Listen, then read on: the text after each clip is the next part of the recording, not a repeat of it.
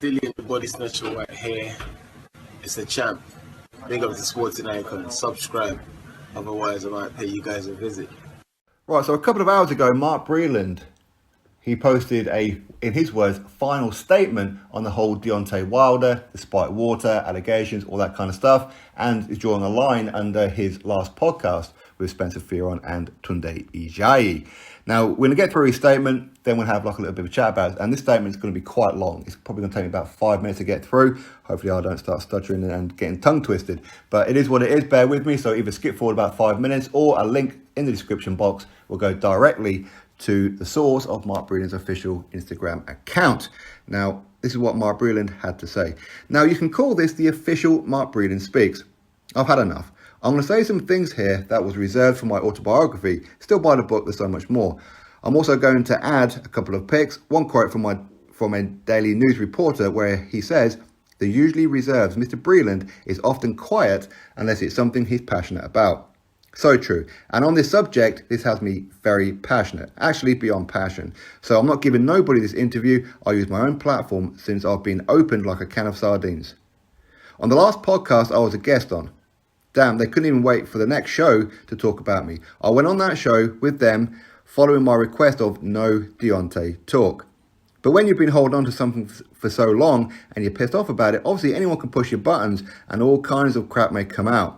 But that's not the environment I would have chosen to speak on. So here's Mark's take. I'll start backwards from the podcast I just did.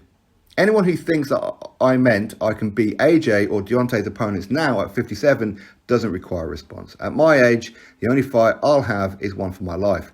I ain't getting hit no more. I've had my share of fights. As a fighter with a little experience, I'm speaking on what I see. I stand by my words that skill set and boxing IQ I see on AJ and many of the fighters that my former fighter would not get past a few rounds with me if I was in the same era, same weight class, obviously. As far as Deontay saying is done, I'm done. I mean with each other. I have no idea of where that man's career is going, and I'm not interested in trying to predict his career. The fact that my time in the coach position with the Bronze Bomber changed drastically in the 12 years since I started with him. When he turned pro, JD's called me and humbly stated that he needed a trainer for a prospect that he had at his gym. Boxing goes like this. You walk into my gym, I train you, I found you, and sometimes I manage you too. So Jay was seen as the head trainer in the media, but I was the only one on the team with a boxing resume. I was the only trainer. This was okay with me because of my humility. I didn't have to be the one in front of the camera. I've lived that life. After Deontay became a name in boxing, new members joined the team and got to the point where I didn't and don't even have my fighter's phone number. I haven't spoken to Deontay alone in years. The things that I told Deontay to do had to be ran past Jay.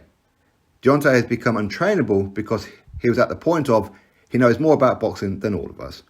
So teaching a correct jab was not a priority to learn once he continued on his knockout streak. So a coach can only teach someone if they're willing to learn. We would wait for the champ for hours before he arrived at the gym, and Jay would inform us of his mood. If he had a bad day, we had to be quiet and not be on the receiving end of his wrath, according to Jay, in an effort to not be fired. And yeah, hitting the bag, jumping rope and running is not high on the list for him. So if he don't feel like he needs it, he don't. And Jay doesn't seem to understand the importance of those things. So he would make it clear not to ask Deontay twice. If I tried to pull Deontay to the side to tell him what I see, Jay made it very clear. Don't say nothing. You don't want to make him mad. I've watched this man Deontay speak to many people very disrespectfully. And although I'm extremely humble and calm, I'm a man first. I stayed on the team because I've been there from the beginning. And I believed with his power and willingness to learn more, he could be a force in the sport. I never thought anything this insane could take place. I should not have addressed who had the water because that accusation is so asinine. It doesn't deserve a reply. Anyone who knows a tiny bit about boxing knows we're tested before and after the fight. So that's the end of that ludicrous allegation. And then there's the gloves. To that I say, that's the one time I'm glad Jay treated me like I didn't matter. So all he does, the head trainer aspects, the witness for the hand wrapping, the press interviews, everything where a camera is involved, except wrap hands. I'm the one for that. I'm not sure he knows. In all those years, I can't recall seeing him do it. The last quote of mine I'll stand by is, "The rubbish was on the canvas." I don't do much talking in the ring, but with Lloyd Honeyghan, I did a Muhammad Ali talking as I beat him up.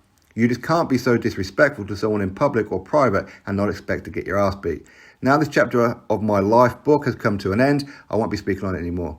To the ones who know me, I don't need to say anything. And to the ones who don't, I'm not trying to defend such ridiculous, outlandish allegations. Lastly, at that fight, just as many others, we had no cut man because Deontay won't need it.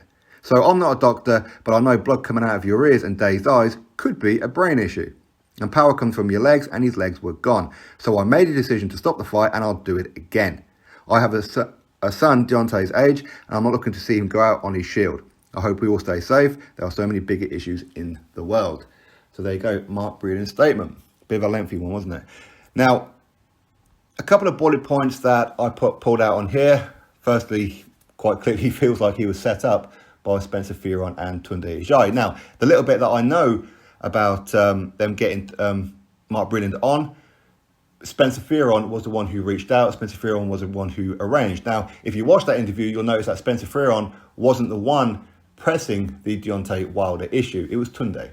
So maybe Tunde wasn't in on the fact that Mark Breland was there to talk about his career, all that kind of thing, and not about Wilder. So this would actually explain as to why at times Mark Breland didn't really know what to say, like he was a little bit stunned at times about being asked about Deontay Wilder. I mean, for me, if I was Mark Breland in that situation and someone invites me onto a podcast, I'm going to expect something, okay? I mean, I don't know, that's just me. But anyway, now, when he was asked to join Wilder's team when he turned pro, now, this goes back to a point and a lot of points that people have been saying about JD's.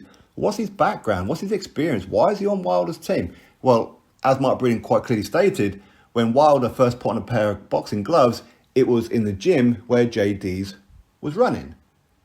And because Wilder, he showed some kind of promise, of course, he went on to the Olympics and he turned pro, all that kind of stuff.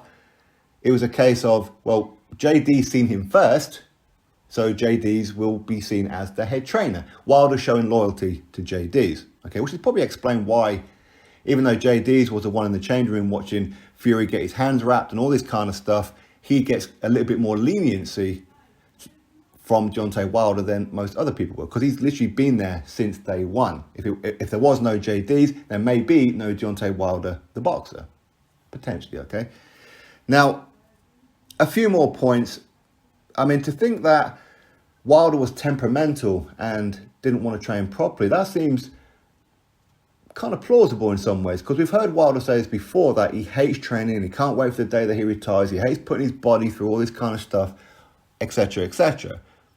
So him not jumping rope, him not hitting the heavy bag and this, that and the other, that probably seems about right. Of course, I don't know. I've never seen him train. Of course, I haven't.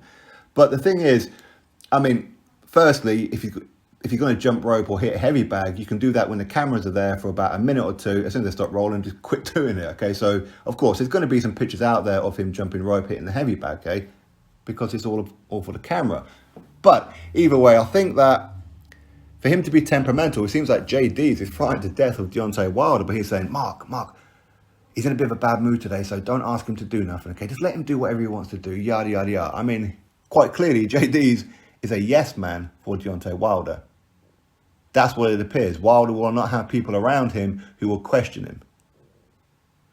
I mean, it is what it is. I mean, Wilder will probably see that as being a leader, but ultimately you need criticism. You need people around you to say, this is what you're doing wrong. You need to improve on this, yada, yada, yada. Give you an honest review, not people around you just trying to ring you all the time.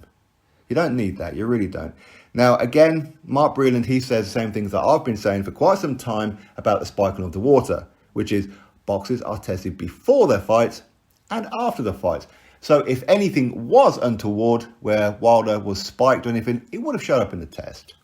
And the reason that he didn't show up in the test is because he wasn't spiked. That's the truth of it. There's no way of getting around it. Unless, as I said before, Wilder has some therapeutic use exemptions. And if he does, certain things will go under the radar, as in not officially published, but seen as a pass if he's got a doctor's note for whatever it may be. A lot of boxers have this. So maybe that's why it wasn't flagged. Now, as far as Deontay Wilder's legs were gone, that's why he threw in the towel. Okay, he could see that the blood was coming out of his ear. And as he says right there was no cut man there. In other words, nobody could officiate to see how bad Wilder's ear was, what kind of condition Wilder was in. There was no cut man. Wilder don't need it, apparently. Wilder doesn't need a cut man because Wilder doesn't get cut. All that kind of thing, which is madness, really. But anyway, that's Wilder's decision. Of course, he's in charge of who walks to the ring and who's in his corner and what role they play. That's all on him. But as Mark Breland is quite clearly saying there, I'm not a doctor. I'm really not. So if I see blood coming out of the ear and his eyes are not quite with it, his legs are pretty much gone. So therefore, he's not going to just land this one big punch to get him out of jail again. What can I do? I'm going to save his life. And he threw in the towel. And that's the right thing to do. That's the kind of person you want in your team. It doesn't matter whether or not Wilder said numerous times, if I ever get in trouble, never throw in the towel, yada, yada, yada. That's just a fighter's talk. That's what all fighters say. Of course it is. And JD's saying that Mark Breland shouldn't have thrown in the towel because of Deontay Wilder's request. This shows you the inexperience of JD's. This shows you that JD's is the yes man for Deontay Wilder. That all JD's cares about is keep on getting paid. That's what he cares about. Wilder's welfare is not JD's problem. I would probably imagine that once Wilder retires, his relationship with JD's would be gone. It's finished. And then we'll probably hear a load of stuff coming from JD's. But it is what it is. So, again, with him talking about Anthony Joshua, as I said before, there's no way that Mark Breland, a 57-year-old man, is saying that he could physically get into the ring with Anthony Joshua right now, today, and beat him. No, he's talking about if he was still an active fighter, as in his prime, if he was younger, and if he was a heavyweight. That's how I would beat Anthony Joshua. And as I said before, there's nothing wrong with him saying that. That's what he believed. It is what it is. Ultimately, we'll never find out. Okay? It is what it is. So anyway, you all drop your thoughts below about it. Apparently, this will be Mark Breland's final statement. Final one. We won't hear from Mark Breland again when it comes to this whole issue. All right? It is what it is. Drop your thoughts below. Click thumbs up, subscribe, and I'll catch you all in the next video.